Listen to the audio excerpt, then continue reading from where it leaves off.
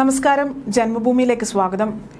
ഇപ്പോൾ make in India ആയുധങ്ങൾ മേൽക്കൈ നേടുന്നു എന്ന് വേണം കരുതാൻ. ആയുധ വിപണിയിലെ വമ്പന്മാരായ ഇസ്രയേലിനൊപ്പം എത്തി എന്നാണ് പുറത്തുവരുന്ന ചില വാർത്തകളുടെ അടിസ്ഥാനത്തിൽ വിലയിരുത്തേണ്ടത്.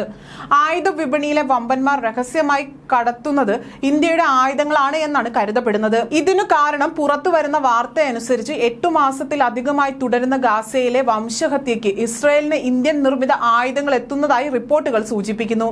ഇസ്രയേൽ ലക്ഷ്യമാക്കി ഇന്ത്യൻ തുറമുഖങ്ങളിൽ നിന്ന് പുറപ്പെട്ട ചരക്കു കപ്പലുകളുടെ രേഖകളും ഗാസയിൽ വർഷിച്ച ബോംബുകളുടെയും ഉപയോഗിച്ച ഡ്രോണുകളുടെയും വിശദാംശങ്ങളും വിശകലനം ചെയ്ത് അൽ ജസീറയാണ് ഇക്കാര്യം റിപ്പോർട്ട് ചെയ്തത്.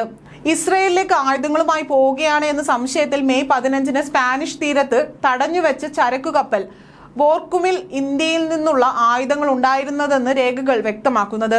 ചൈന തുറമുഖത്തു നിന്ന് ഏപ്രിൽ 2-ന് പുറപ്പെട്ട കപ്പൽ ഇസ്രയേൽ തുറമുഖമായ അഷ്കദോദ് ലക്ഷ്യമാക്കിയാണ് നീങ്ങിയിരുന്നത്.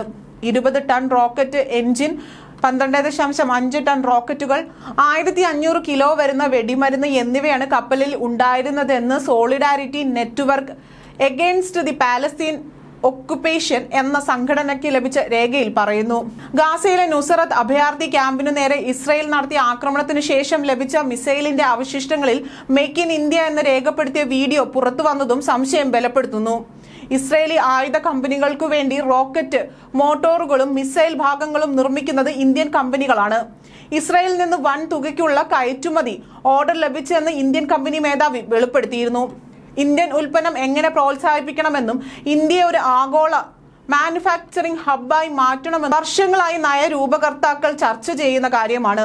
നിക്ഷേപം സുഗമമാക്കുന്നതിനും നവീകരണം പ്രോത്സാഹിപ്പിക്കുന്നതിനും നൈപുണ്യ വികസനം വർദ്ധിപ്പിക്കുന്നതിനും ബന്ധിക സ്വത്ത് സംരക്ഷിക്കുന്നതിനും ക്ലാസ് നിർമ്മാണ അടിസ്ഥാന സൗകര്യങ്ങൾ മെച്ചപ്പെടുത്തുന്നതിനുമായി മാസങ്ങൾക്കുള്ളിൽ മേക്ക് ഇൻ ഇന്ത്യ കമ്പനി ആരംഭിച്ചത് നരേന്ദ്രമോദിയാണ്. നിർമ്മാണത്തിൽ മാത്രമല്ല മറ്റു മേഖലകളിലും ഇന്ത്യയിലെ സംരംഭത്തിന് ഉത്തേജനം നൽകുന്നതിനായി തിരിച്ചറിഞ്ഞ 4 തൂണുകളെ അടിസ്ഥാനമാക്കിയാണ് മേക്ക് ഇൻ ഇന്ത്യ സംരംഭം തുടങ്ങിയിരിക്കുന്നത്. സംരംഭകത്വം പ്രോത്സാഹിപ്പിക്കുന്നതിനുള്ള ഏറ്റവും പ്രധാനപ്പെട്ട ഘടകമായി വ്യാപാരം നടത്താനുള്ള എളുപ്പത്തെ മേക്ക് ഇൻ ഇന്ത്യ അംഗീകരിക്കുന്നു. ബിസിനസ് അന്തരീക്ഷം സുഗമമാക്കുന്നതിന് നിരവധി സംരംഭങ്ങൾ ഇതിനകം തന്നെ ഏർപ്പെടുത്തിയിട്ടുണ്ട്. ഒരു ബിസിനസിന്റെ മുഴുവൻ ജീവിത ചക്രത്തിലും വ്യവസായത്തിന്റെ ലൈസൻസ് റെഗുലേറ്റ് ചെയ്യുക എന്നതാണ് ലക്ഷ്യം.